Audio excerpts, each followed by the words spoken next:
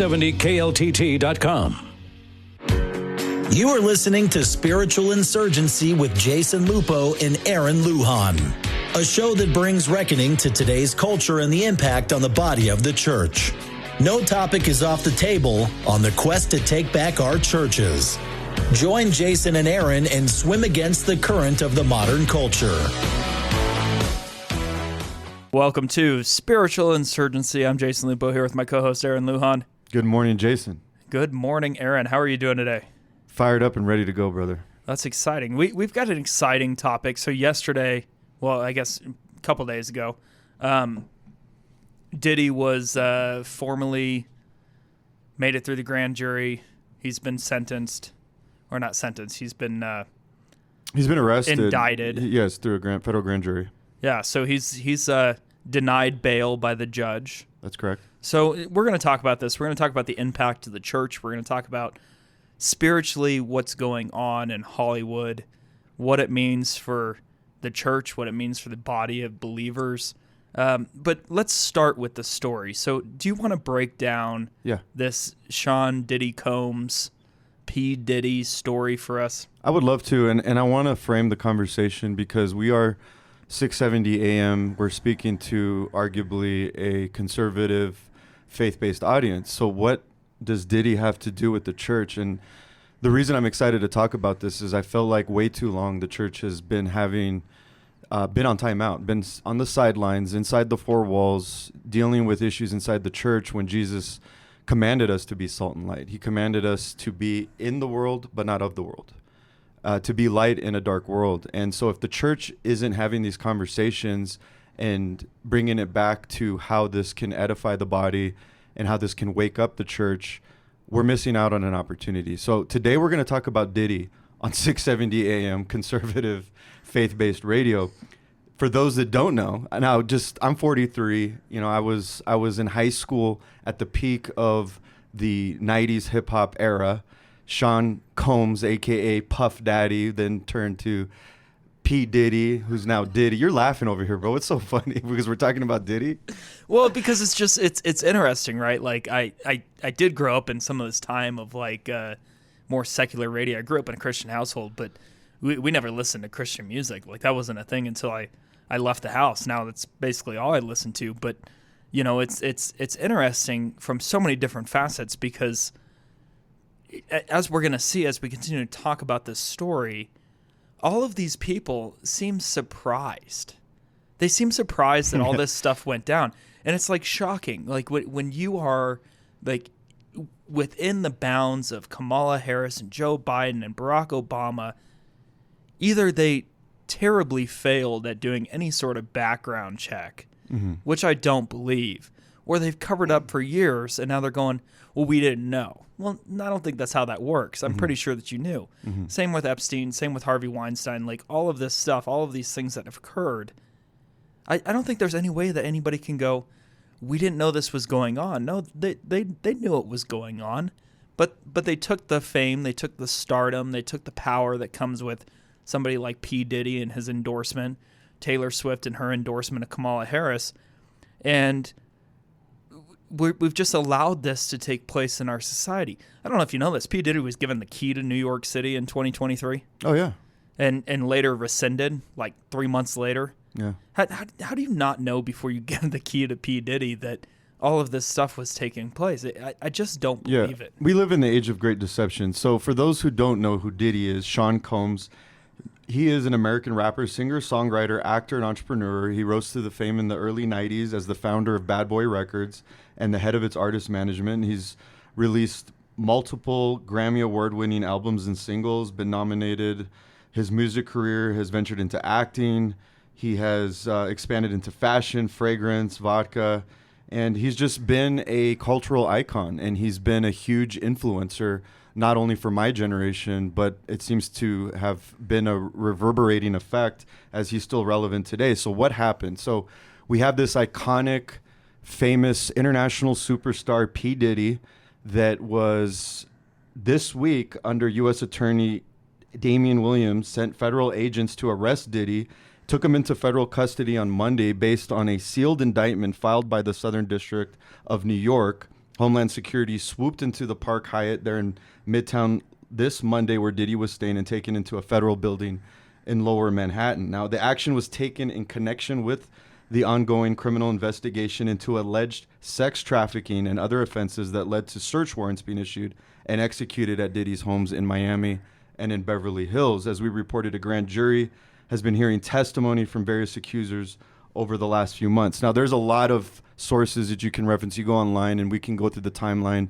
Patrick Bet-David does a very detailed interview with Glenn Deal, who is his bodyguard. So if you want that information, go there. Today, we're just going to give kind of a high level, why does this impact you in the church? So quickly, Diddy has been charged with 3 counts: racketeering, conspiracy, sex trafficking by force, fraud or coercion, and transportation to engage in prostitution.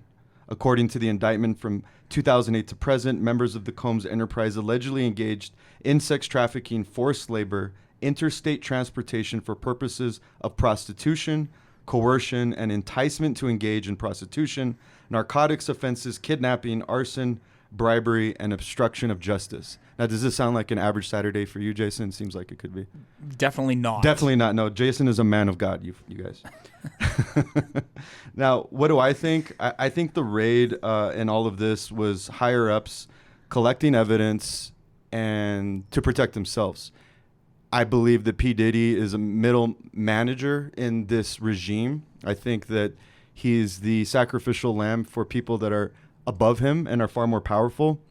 Boxes and bags were taken out of his home. What are in the contents of those bags?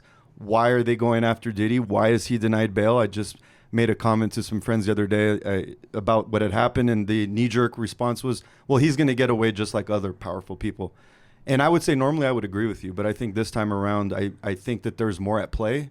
I think the regime needs to give us some red meat and needs to play optics that they're taking down pedophiles and sex traffickers because Sound of Freedom was a blockbuster film. The public has awoken to this epidemic of sex trafficking that's happening across the globe. It is now on our radar. We are no longer asleep to this. So now I think the strategy is we're going to give the optics that we're taking down people. People are being served justice. And I honestly believe, I think Sean Combs is going to go down completely. So a little detail, and again, this is a family-friendly audience, so we're going to keep it as G-rated as possible. He had these things called freak-off parties, calling them elaborate and produced sex performances that Combs arranged, directed, and often electronically recorded. The indictment alleges Combs lured women into his orbit under the pretense of a romantic relationship and then used force, threats of force, and coercion to cause victims to engage in extended sex acts with male commercial sex workers. So we're talking about really crude stuff. Kidnapping is involved. After these freak-offs, the Combs and the victims typically received IV fluids to recover from the physical exertion and drug use at these parties. This is crazy. So, but it almost brings me back to the point of like, are any of these people like upset that they did all of this, or are they just upset that they got caught? I think they're just upset they got caught. And here he is. I mean, this almost seems like he is a fall guy for a much larger enterprise that's taken place that has some really big, deep pockets. Oh, yeah. And really big power. And, Sure. and it's almost like the Epstein Island situation, right? Like, how many politicians are behind this? How many politicians knew this was taking place? I mean, how many 3-letter entities in the government knew this was taking place for years and did nothing about it? We've heard about it time and time again, right? Well, this guy that shot up this school was on the FBI's radar, right? Like, this guy was on the Secret Service's radar. Like, how many times do we have to get to the point where we know this is happening, they've allowed it to take place, and nobody's been held accountable from a governmental level, that they've just kind of swept this under the rug or allowed it to take place for so long? I think I'm not going to tell you what I think. I want to ask you, Jason, based on what you just said, is this revelation that government, the 3-letter agencies, entertainment, media, it's one big gang?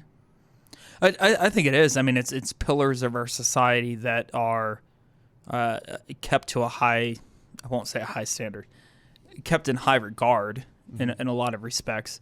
Probably not a high standard, but kept in high regard, and it's almost like this protective mechanism. And we're seeing the interplay between all of this take place within this election cycle, which I don't think we've seen to this degree for a very long time. And, you know, I think we talked last week, Taylor Swift endorsing Kamala Harris. But, you know, here's Kamala Harris's crew talking about conservationism, the environment, global warming. And here's Taylor Swift, who's arguably one of the biggest producers of CO2 emissions in the world, right? Like, where does hypocrisy come in? Like, it's right there. Yeah, I think we live in the age of delusion, because when you apply logic to people's responses, it doesn't apply. People are not responding logically.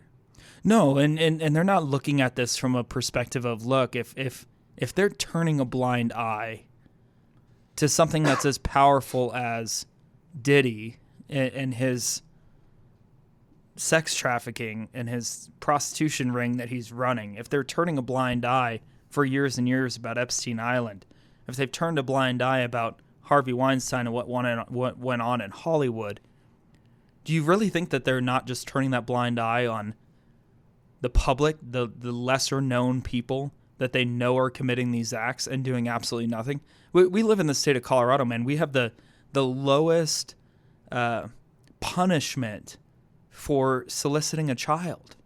And it's sad, and it went through the legislature last year. They tried to up it. What they proposed was actually less than California. So keep in mind, we are less aggressive in our punishment towards people that solicit children than California. Pathetic. We're more woke than California at the moment, and they defeated that bill. And so now, essentially, you can solicit a child and walk away with probation. It's sad. It's a mess. It's what we've allowed.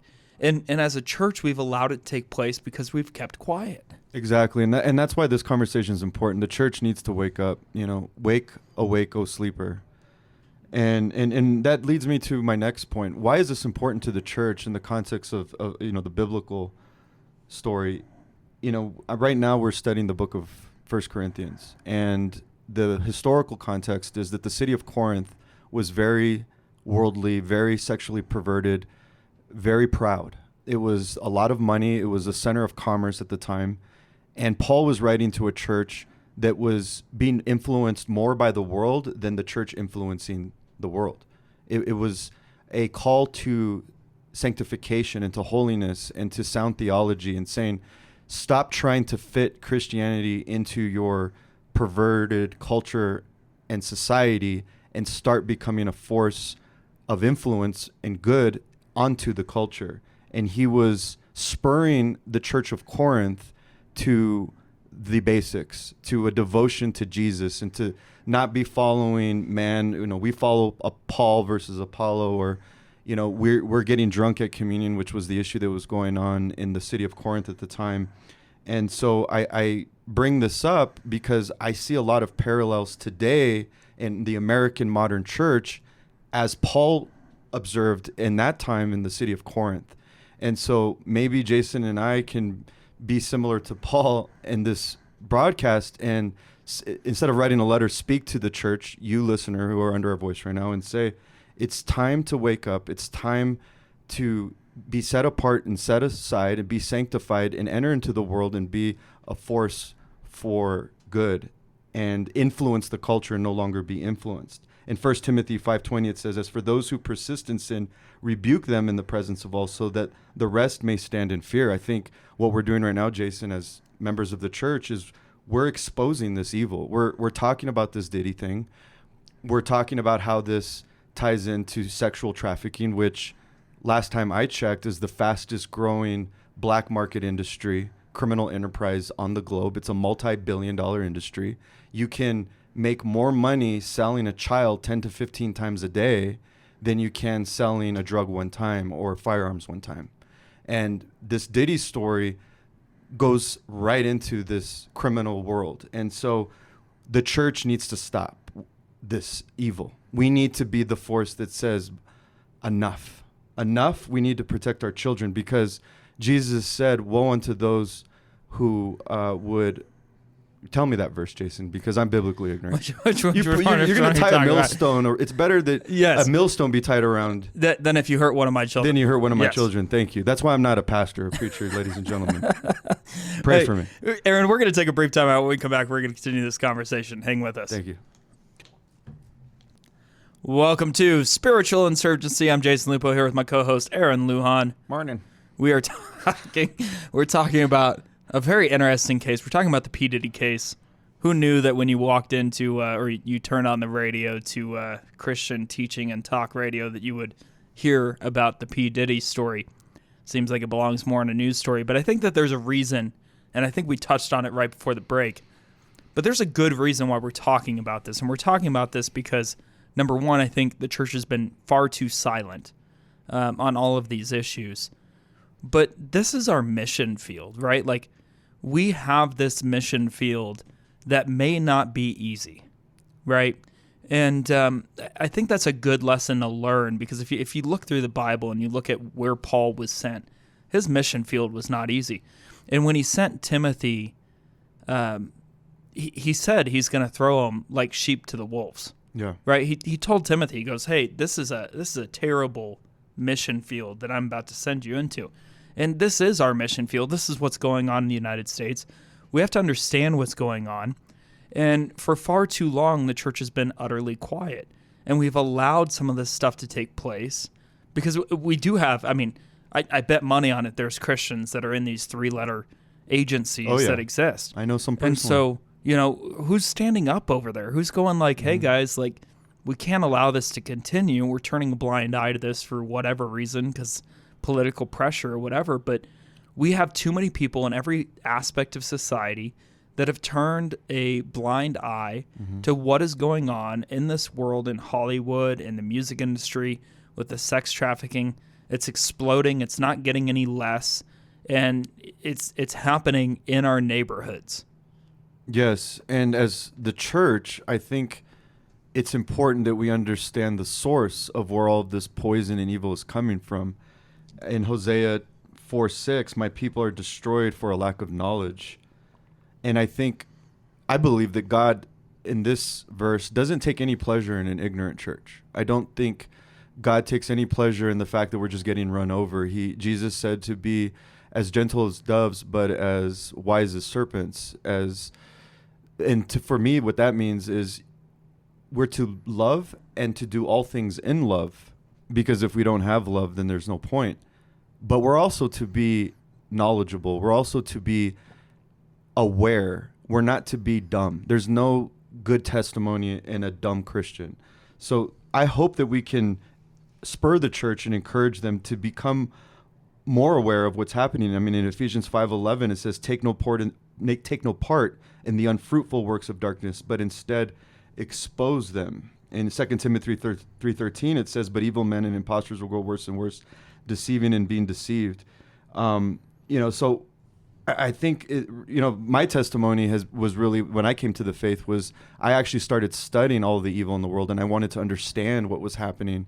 And it actually led me to Jesus, because anybody that pursues truth ultimately is led to Jesus. So I think this is an evangelistic opportunity. I think this is a witness opportunity. There are a lot of non-believers who are looking at these stories and saying, wow, this is really dark. I may not have believed in God, but I definitely believe in the devil, because the devil clearly exists when I'm starting to read stories about 1,000 bottles of baby oil and lubricant getting taken out of Diddy's home, along with cocaine, oxycodone, Xanax, GHB, in a place where there was children, okay? So when non-believers read that, I think they're being exposed to so much evil that they're going to be asking the question, where is God in all of this? And I think that this is an opportunity for us as the church to say we have the answer, and his name is Jesus.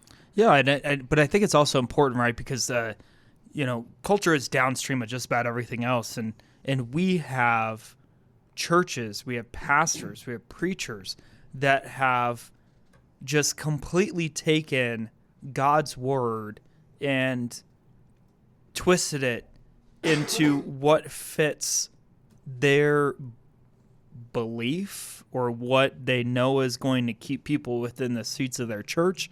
They don't want to offend people. And so we get these crazy ideas that are coming out in California like, well, God granted people these thoughts.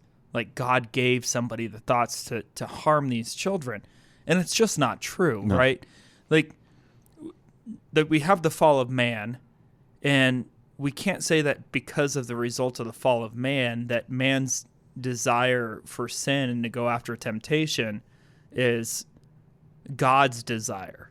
And that's what we've preached in some of these churches, is that it doesn't matter if you're part of the LGBTQ community because God made you that way, right? We all have a desire for sin. We're all tempted, but as Christians, we're called to turn away from that temptation, to turn away from that sin. We're not called to be like, well, God made it so I wanted, to take that drink of alcohol, so I just kept getting drunk every night. Like that's not what is biblical. That's not what's being taught through the Bible. Right. It's what man has twisted the Bible to fit their perversions. And that's what we're seeing, is we're seeing these perversions that are being justified in a lot of ways in some of these communities and some of these Christian communities. And my gosh, if you're a pastor listening to this today and this is what's going on in your church, turn away, man. Like you've got to solve this problem. You've got to call out the evil.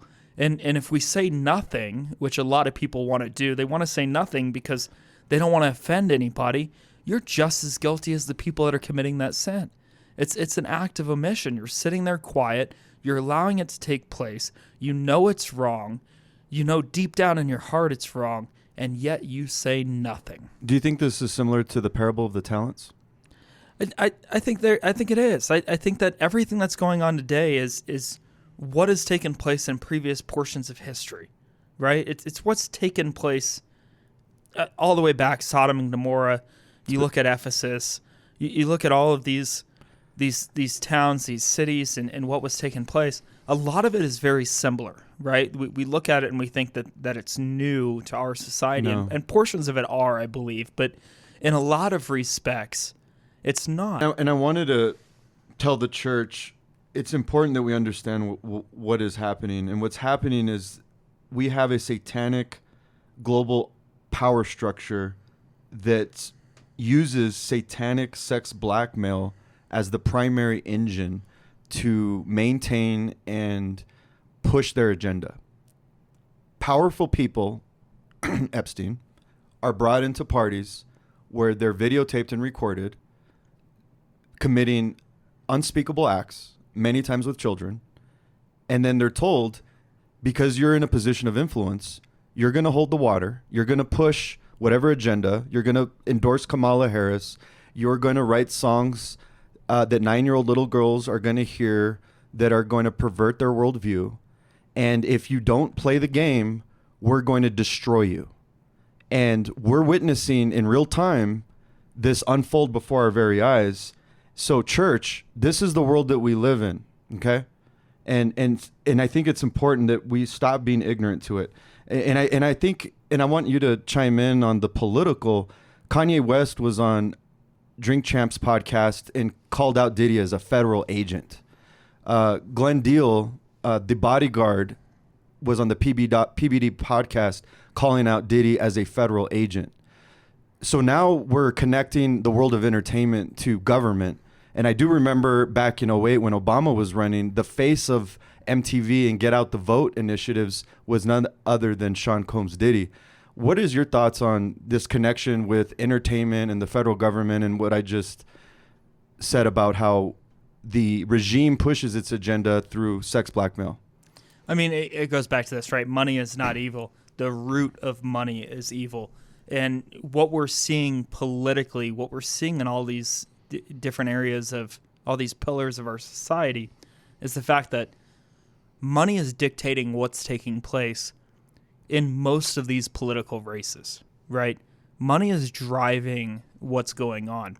Yeah, it's mammon or Jesus, right? You either serve me or you serve mammon, mammon being money. Jesus said you cannot be loyal to two masters. You'll end up serving one and not serving the other.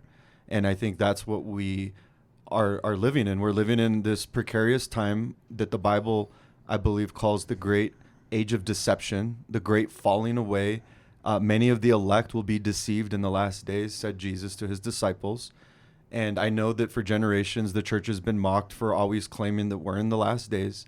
But I would point to the Bible, and now's not the time. And frankly, I don't have all the information. But I believe a lot of the prophecies that are in Scripture have been fulfilled within the last few years.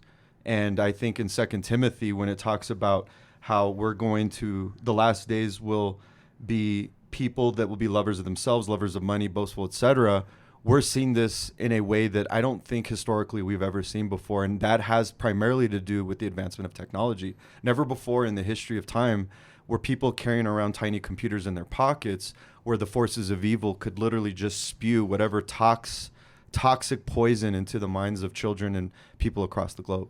Yeah, we're going to take a brief break. When we come back, we're going to continue this conversation. Hang with us. Welcome back to Spiritual Insurgency. I'm Jason Lupo with my co-host, Aaron Lujan. Howdy. There we go. We got a different voice every time he comes back on the air. So we're talking about this situation. We've talked a little bit biblically on the situation. We've talked about the church, what's going on. We've talked about money. But ultimately, at the end of the day, the story is on P. Diddy, right? And what's going on with Sean Combs. That's his name, right? That is his name, yes. Yes. He goes by like 12 different names, like 12 aliases, yeah. Yeah. That's how it works. But what's your alias? I think we got to go back to something, though, because we brought this back to the church.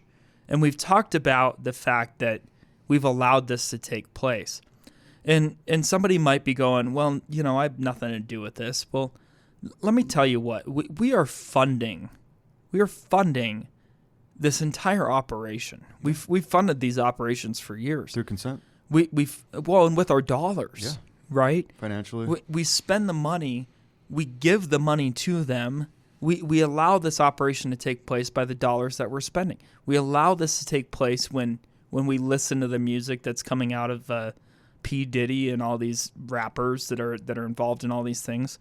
When we watch movies with actors that have, been known to do some of these things, and we're giving the dollar bills to them, right? We're voting with our dollar. I mean, how do we look at this from a church and look at what's going on in entertainment and continue to spend money allowing this to take place? I think what we need to do as a church is make a decision on who we're going to support, what we're going to fill our minds and our souls and our spirits with, and essentially reject the things of this world. Do not be conformed to the pattern of this world, but renewed. How does it go? I always do this, man. I got to get my scripture right. Give it another shot. Be conformed by the renewing of your mind. And so, to your point, when we're listening to this stuff, when we're watching these movies, we're not conforming our mind to Christ. We're conforming our mind to the pattern of this world. And I am not one to lecture anyone on this, because I myself, and I was admitting this to you on the way here, still struggle with a lot of this music. I love hip hop. Okay. I grew up with this genre, with this culture. It's 1994. I was, 14 years old at the peak of hip hop. And at 43 years old, I still find myself listening to this music and participating. So maybe I need to repent on air. But this is an opportunity for the church to vote with our dollar, right? And start supporting artists. I'm actually getting a lot more into Kingdom Hip Hop, KB, Lecrae, those types of artists that are really taking the hip hop genre, but using it to glorify the King. Yeah. Yeah. And we've got somebody like, Kanye West, or what is it? Yeezy, whatever his name is now. We have guys like that who have kind of turned the corner and spoke on their faith and their kind of transformation, and however you feel about that, or however it's gone down.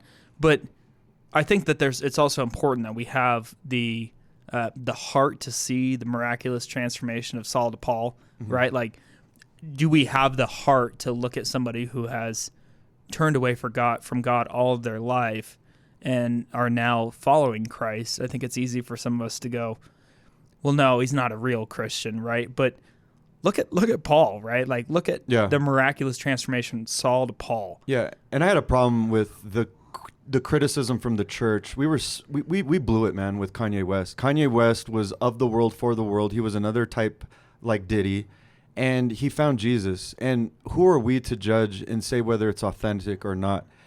And you want to judge a tree by the fruit that it bears, right? And I think Kanye West was bearing a lot of fruit. He was telling truth, and Jesus is King album was a gospel album. It was a praise album. It was a worship album, and it was done in a very creative, ingenious way that only Kanye West could do. Whether you love Kanye West or hate him, I personally like him. I personally also don't think he's alive. I think he has a clone out there. I know that's pretty outlandish. We've got Jason laughing over here, but we can talk about that in another day. Kanye West, I believe, was like a Saul to Paul transformation in real time. And we as the church need to start encouraging this type of behavior. Imagine, Lupo, imagine, Jason, if Diddy would right now say, you know what, I found Jesus in jail. I repent of my sin. I will accept whatever the justice system places before me. I want to issue a public apology to all of my victims. I want to expose all of the sin that I ever committed. And I want to be an example for the other people in the industry to come forth, repent, turn away, and come to the King. That would be amazing. And who are we as the church to judge who can do that or who can't? We need more Kanye West in there. I mean, we need to stop being this four-walled country club of weirdos, and we need to start spiritual insurgency in the culture and be the salt and light that the world so desperately needs. Well, we need that spiritual insurgency in the church as well. I think when we shy away from these topics of conversation, we continue down this path of evil, right? And I think it's interesting. You know, I one of my kids the other day goes, "You got to hear this song," and another kid goes, "I don't think you'll like it." And I like put it in the earphones, and I'm like, "What is this nonsense? Like, why are you guys listening to this? Like, it's not uplifting." And that's what's interesting is why are we as a society, why are we as people driven to this kind of music and this entertainment that is not uplifting to us? Because they call it programming for a reason. Why is it called programming? Oh, because we're reprogramming our kids. We're reprogramming our kids in Babylon. Yeah, it's very true. Knock it off. Shut off the tablets, turn off the TVs, shut off the secular music. It drives me nuts when I come downstairs and my kids are dancing to Disney soundtracks. And that's the algorithm feeding it. That's not my wife. That's not them knowing. We don't allow them to watch Disney. But they are being exposed because we are inside of Babylon. Yeah, and they're coming after the kids. We already know this. But at the same point, we're not doing much about it. And we have people that are going to choose not to vote this November. Mm-hmm. And when you choose not to vote, and you're not voting for the legislators, for a president, for members of Congress that are going to push a worldview that's synonymous with your own biblical worldview, then you're part of the problem. Yeah, and sorry for being so schizophrenic in this conversation, but I want to go back to when I mentioned programming. There's also this idea of broadcasting. Like right now, we're broadcasting a message. When you the origin of the word broadcast is similar to the origin of the word spellcasting. Spellcasting is placing a spell on a person at an individual level.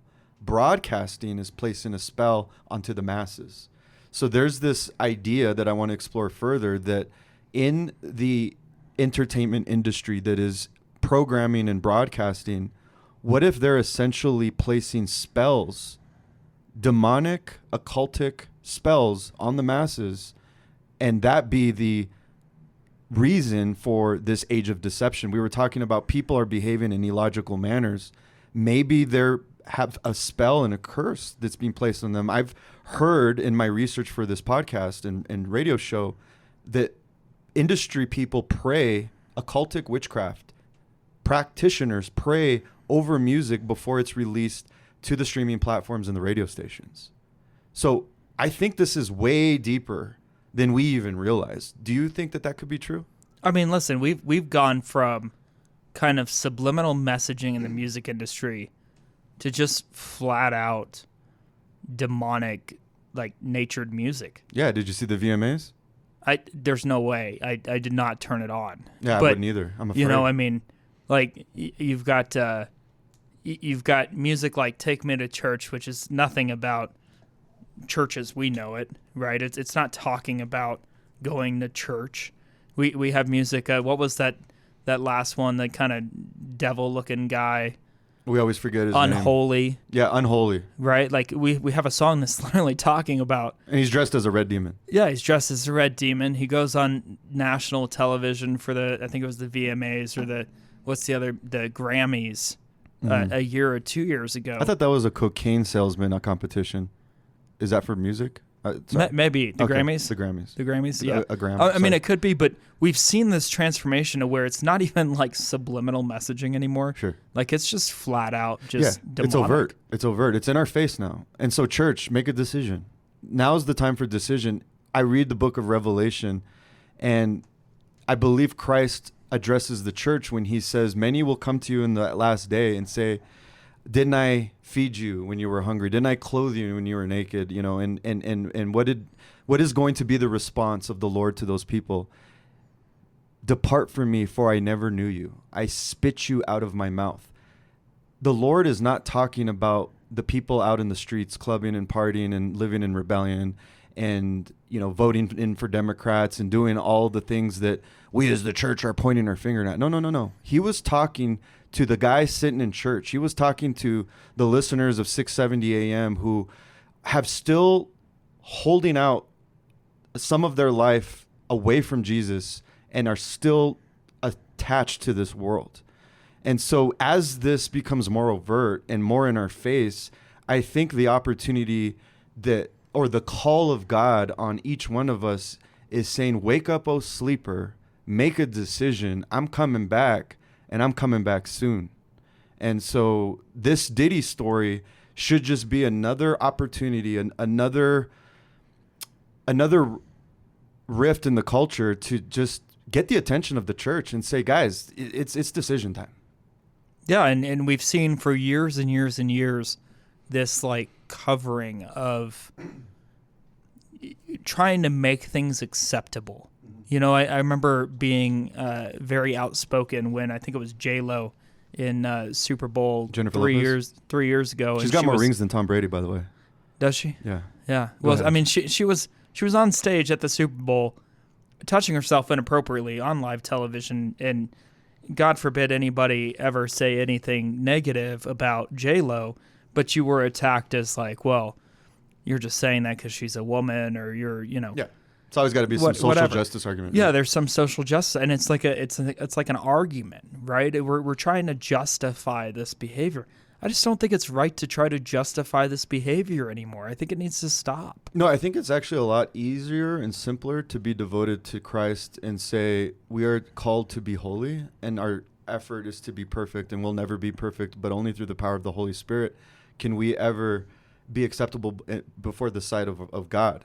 And so let's just stop negotiating with terrorists. Let's stop unifying with evil, for darkness and evil have no fellowship. We need to be solidly on the side of Jesus in the kingdom of heaven, and unafraid, unabashed, go into the culture leading with love and saying this is wrong and this is why it's wrong.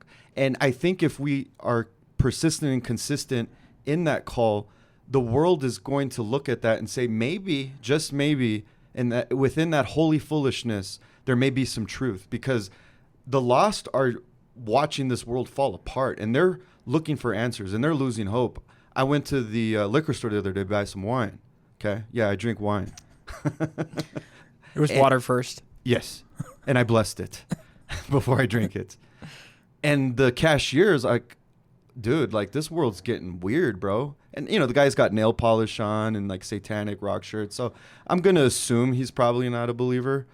Maybe he is. But, you know, assuming that he isn't, I imagine there's a lot of believers that are looking around and saying, what in the world is going on? And I think that if we step out and speak up, we have an opportunity to share the light of Christ.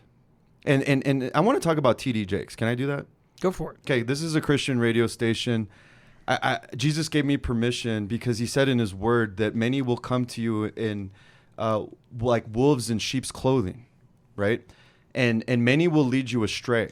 And I think this isn't any news to the church, but I want to remind you that there are a lot of pastors, maybe at your church, maybe at the church next door, that don't actually love Jesus, that aren't really trying to advance the kingdom. They're serving mammon. And in the Diddy allegations, there is indisputable fact that T.D. Jakes was very good friends. He's not making that, he's not denying that. He's been invited to the Diddy parties. So my question to the good people at the church, that the people of the church that T.D. Jakes, do you think it's appropriate for your pastor to be at a party with Diddy where it's very well known that all of these abhorrent things take place? Secondly, we have T.D. Jakes throwing up Illuminati symbols with P. Diddy. And there's allegations that T.D. Jakes may be in a homosexual relationship with Diddy. Now, I'm not here to say whether it's true or not true. I don't have evidence. But the fact that we're even having these allegations should at least start a conversation, a fresh conversation. Do we have pastors, megachurch pastors specifically, celebrity pastors specifically, the ones that have million following on Instagram, are they advancing the kingdom of God, or are they unequally yoked with the kingdom of darkness? And are they the people that Jesus was speaking of when he said they will come to you in sheep's clothing? So I believe this reveals another element to this conversation, which is, are we being led astray by pastors who aren't truly pastors? Listen, I think for a long time, and I've probably created plenty of enemies myself, but I said for a long time, if you are a pastor that during the COVID crisis shut down their doors and did not meet on Sundays and did not open up their church, and here's the key point, and still to this day believe they did the right thing, they need to leave the pulpit and never come back. And I've said that for years now, because there's still pastors that believe that they made the right decision to shut their doors. I'm okay if you make a mistake, right? You're in the middle of it. You're led by Fauci, the world, whatever, or fear, and sure, like, okay, you can make a mistake. You're human. But if you still to this day believe that you made the right decision, I'm sorry, you're wrong. Yeah. And if you want to continue to stand by that, and when the next pandemic comes along, to do the exact same thing and to close down your doors because you're scared of a virus and don't trust God, who's got a plan for your life. Listen, I told everybody. They go, why aren't you wearing a mask? I said, listen, if God wants to take me, he's going to take me when he wants, how he wants, where he wants, and on his terms. And I can't change that, right? Mm-hmm. And so do we actually have that faith? And can we say that we have that faith and then shut down the doors of the church? Our pastors are going to make mistakes. Oh, yeah. We're all human. We all fall short of the glory of God. I make mistakes. You make mistakes. Every day.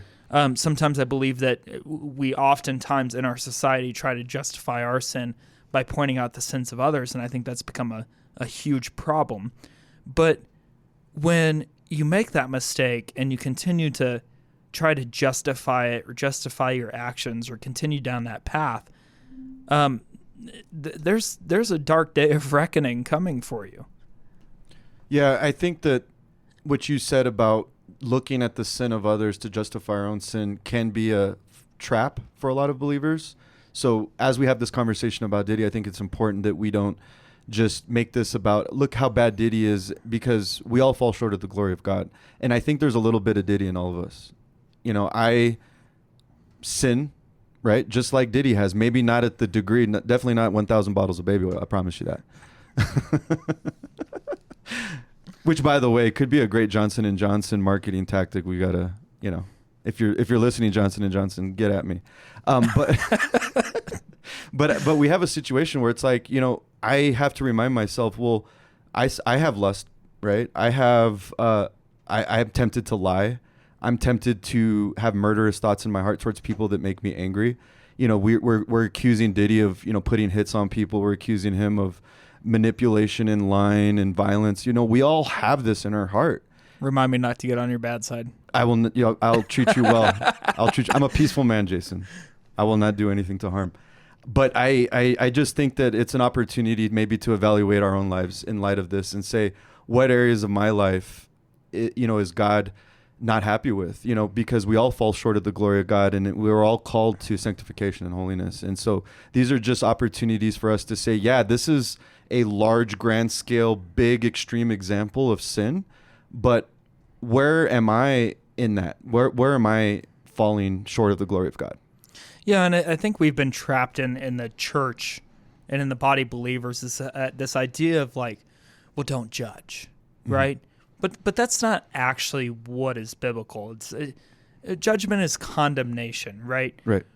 We are called to hold each other accountable. And I think we've lost that because we've gotten this perverted idea of don't judge. But accountability and judgment are two completely separate things. And as a brother of Christ, as a believer, we're held to hold each other accountable. Absolutely. And we have to do that. And so, Paul always says, and we've talked a lot about Timothy. I love 1st and 2nd Timothy. I think we spent 8 months going through 1st and 2nd bro. Timothy. You're gonna make a movie about Timothy. Oh, dude. I mean, I just think it is I'm gonna call you Timothy. It's two great books of the Bible. Your rap alias should be Tiny Tim. Tiny Tim. But anyway, so Paul tells Timothy over and over and over, right? Like, there is false teachings going on. But he also says to begin with, don't get caught up in the traditions and the genealogy. He goes, that's not important. But you do have to be worried about the false teachings. We're not having these conversations about churches that have misstepped or fallen because we are upset about their tradition. We're not having this conversation because we don't like the way that they do things. We're having this conversation because what is the biblical worldview and what is scriptural is not what's being taught. And that's what we're calling out. We're not calling out the fact that we just have a different idea on whether or not you can dance, right? We're not having a conversation about, something stupid. We're having a conversation about the tenets of our faith and why we've misstepped and the fact that we are continually turning a blind eye to the sin of this world and allowing it to happen and even funding it with our own dollars. We've got to stop going like, well, guys, we can't judge or we can't be involved or, hashtag not of this world, not my problem. That's not how this works. That's not what we're called to do. The devil wants a pacified church. Yeah, 100%, because then he can do what he wants with it. Exactly. 508, tax filings, keeping pastors away from speaking about controversial issues, right? And there are some pastors who have done it really, really well. Of course. So we're talking about the bad ones, but yeah, let's applaud the good ones. I mean, to just say like, hey guys, we can't have anything to do with politics or anything to do with the world because the IRS said so. No, come on, guys. Like, understand, dive deeper into it, understand what you can do, or better yet, instead of being under Caesar's thumb, pay the taxes. I've said it for a long time. Maybe it's time the church starts paying taxes so it can actually speak truth. Another thing that came to mind was pride comes before a fall. Being a hip-hop head in the 90s and to this day, P. Diddy's brand was machismo, bravado. I'm a CEO. I'm a boss. I'm a multi-millionaire. I'm self-made. Can't stop, won't stop. That was his saying. And people buy into that, and that is the cultural force that influenced my generation. So being an entrepreneur, I thought that that's what success looked like. Having a lot of money, having fame, having your way with women. Again, this was at a time when I was a non-believer, but since I wasn't being influenced by my church or the gospel, I was looking at the culture. And so this is an opportunity to look at a man who stood for the world, and now we're witnessing his fall. So the lesson and the moral of the story is maybe, just maybe, if you serve evil, it's not a good idea because you'll ultimately lose in the end. The wages of sin lead to death.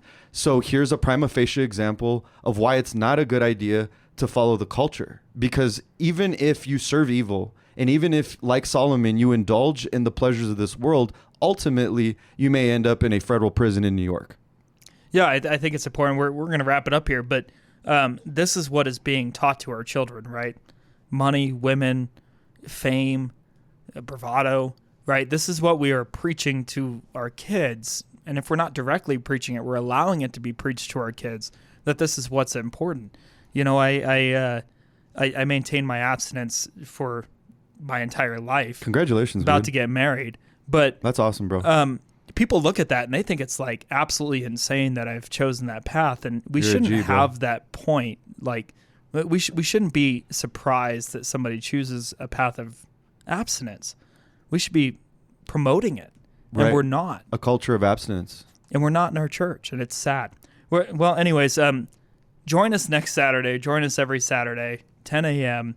Join us online, spiritualinsurgency.com. We will have the website up this week, so come check us out, listen to us, listen to past episodes, and hang with us and keep following us. Thank you, and have a great day.